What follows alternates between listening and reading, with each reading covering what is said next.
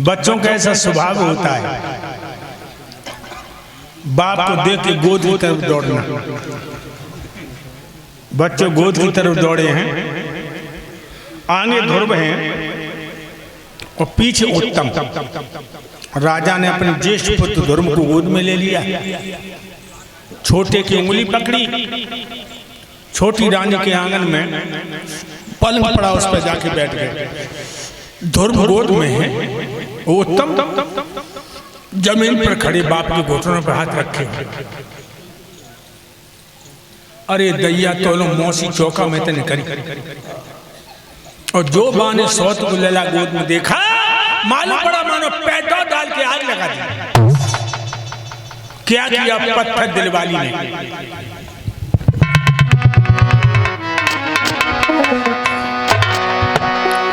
देख कुमार को गोद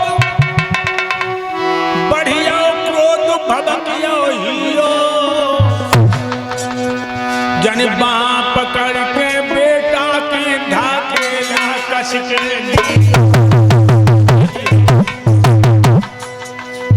ध्रुव मुंह के बल गिर पड़े। अरे ढकेला दियो, ढकेला दियो, मौसी ने दियो। जन वहां पकड़ के कस के रे ढकेला पंचो दियो।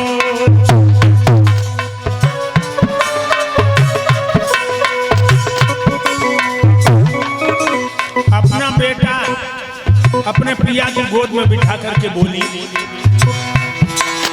चल तू खड़ा और जगन के मुकाबले पे आओ है।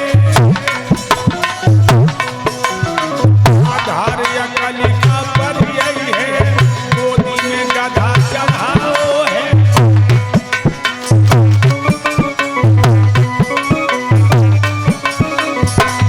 और बोली, रे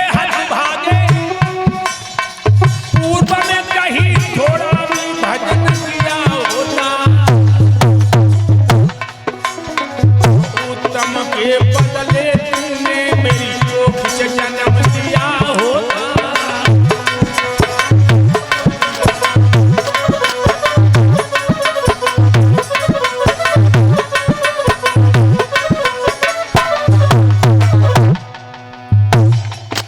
तूने पहले जन्म में भजन किया होता तो उसकी कोख से नहीं पैदा होता, मेरी कोख से पैदा होता, तब तो गोदी बैठ पे खिला के था। अरे तेरी माँ कठोर बांधी के,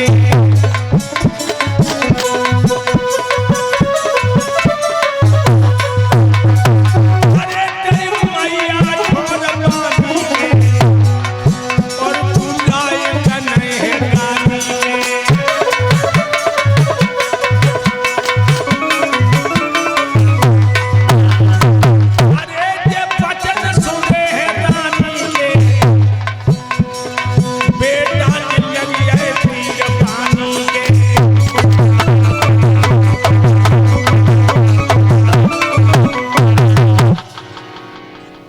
तेरी मां बांधी है और तू जगोदी में बैठेगा। मेरे भक्तों, शुद्ध हृदय वाला बालक अपने दिल पे चोट नहीं सह सका, लज्जा संकोचों में गड़ गया, चुप भी नहीं रहा। आकर छत्री का खून था, काले नांग की तरह फुसकारने लगा। उसने एक नजर डाली अपनी मौसी के तमतमाते हुए चेहरे पर और दूसरी नजर डाली बाप के चेहरे पर। लेकिन भक्तों, राजा वो औरत का इतना गुलाम था, एक भी शब्द नहीं कहा। इतनी कह देता, क्यों मार रही है तू? तेरे लिए सौत का है, मेरे लिए दोनों बच्चे बराबर हैं। तो ध्रुव को तसल्ली तो हो जाती। लेकिन एक बात बताऊं लोगों, जो औरत का गुलाम होता है बाकी आत्मा मर जाती है। औरत के गुलाम की आत्मा मर जाती है। औरत के गुलाम का मुंह देखने का धर्म नहीं। ओमदेव सत्य वचन गुरुदेव। औरत के गुलाम को 5 पंचों में बैठने का हक नहीं। ध्यान रखो, मर्द बन के आए तो मर्द बन के ही मरो, औरत को गुलाम बन के मत मरो। कायर मत बनो। कायर दिन में कई बार मर के जिंदा होता है। राजा राम भैया, और सच्चा मर्द एक बार मौत का मजा लेता है दरोगा जी। एक बार मौत को दुल्हन बना के चूमता है सच्चा मर्द, एक बार मौत का मजा लेता है। काय रोज मरता रोज जिंदा होता। मेरे भाइयों, बालक वहां से चलते बड़ी बड़ी आंखों से आंसू गिराता हुआ पीछे मुड़ मुड़ के देख भी रहा है, पीछे मुड़ मुड़ के देख भी रहा है। जो मैया के पास आया, झपट के मैया ने अपने बेटा ध्रुव को छाती से लगा दिया। कहने लगी, बेटा ध्रुव का भैया भैया आपस में लड़ गए। बेटा ध्रुव जल्दी बता वरना मैं मर जाऊंगी। और मुंह पे मुंह धर के फपक फपक के रोने लगी। तो 5 वर्ष के ध्रुव ने मैया के गले में बाहें डाली और कहने लगा, मैया हम और उत्तम भैया दरवाजे पे खेल रहे,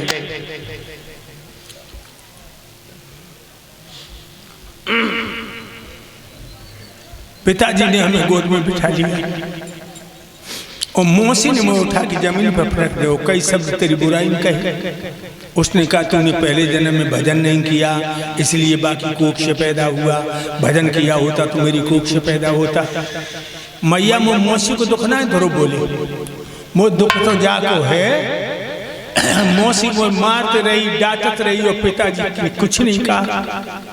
मेरे भक्तों, वह मैया की आत्मा टूट गई, लेकिन हिम्मत बांध के बोली, बेटा ध्रुव तुम्हारी मौसी ने सही तो कहा। देखो कितनी महान औरत है। आजकल की कोई होती हुई लेके चल देती खोपड़ी फोड़ में। कहने लगी, नहीं बेटा तुम्हारी मौसी ने सही तो कहा है। हम तुम बड़े अभागे हैं जो भगवान को भूल कर दुनिया में अनुरागे हैं। बेटा ध्रुव, जिन्हें तुम अपना पिता मानते वो तुम्हारे पिता नहीं है। ध्रुव कहने लगे, मैया फिर मेरा पिता कौन है? रानी बोली, बेटा तेरे पिता का नाम ओम है, राम है, ईश्वर है, भगवान है, परमात्मा है, परमेश्वर है। और तेरा ही पिता नहीं, सारे संसार का पिता है। 5 वर्ष के ध्रुव कहने लगे, मैया मुझे बता मेरे राम कहाँ रहते हैं? मैया बोली, बेटा हर जगह मौजूद है पर नजर आता नहीं। योग साधन के बिना उसको कोई पाता नहीं। हर जगह राम मौजूद है। ध्रुव जी कहने लगे, हर जगह? हाँ बेटा, अभी तुम छोटे हो, बड़े हो जाओ जंगल में शिकार को जाना, काम क्रोध लोभ मोह अहंकार के शिकार करना और परम पिता परमात्मा के भजन में डूब जाना। तुम्हारे राम तुम्हें जंगल में मिलेंगे। सियाने हो जाओ। ध्रुव जी कहने लगे, मैया मैं तो सियाना हो गया, मैं सियाना हो गया, मैं ध्रुव हूं तो ध्रुव ही बन के रहूंगा। माँ मुझे जंगल में जाने की इजाजत दे दो माँ। मैया रो के बोली, बेटा ध्रुव तेरी बाली उम्र है, जंगल में बड़े बड़े हिंसक जीव हैं, शेर भेड़िया बंदर भालू अजगर चीते, कोई तेरा भक्षण कर जाएगा। तो ध्रुव जी कहने लगे, मैया हाथी के दांत के खिलौने बने भांति भांति, और बकरी की खाल थोड़ा पानी भर लाई है, बाघ की खाल को बांधते सिपाही लोग, वो हिरण की खाती योगी यति के मन भाई है, साबर की खाल से म्यान सजबाई जाए, गेंडा की खाल मम्मी ढाल में लगाई है। रो रो के बोले ध्रुव, अब राम बिन मेरो कोई, जब मानुष की खाल का काम न आई। और लोगों ये बिल्कुल सच है। लोगों शिषपाल भैया, हरि भज सापन जीवना पर स्वार्थ समाय, दादू मरनो बाँ भलो जहाँ पशपक्षी खाए। जीवन तो सफल जाई में है कि भगवान को भजन करो। 24 घंटा होता, 23 घंटा काम करो, 1 घंटा दीनानाथ को निकाल लो, 30 मिनट सुबह 3 मिनट शाम ध्यान करना। और जब शरीर जितनो परोपकार हो पाए, जितनो दूसरन को सुख दे पाओ,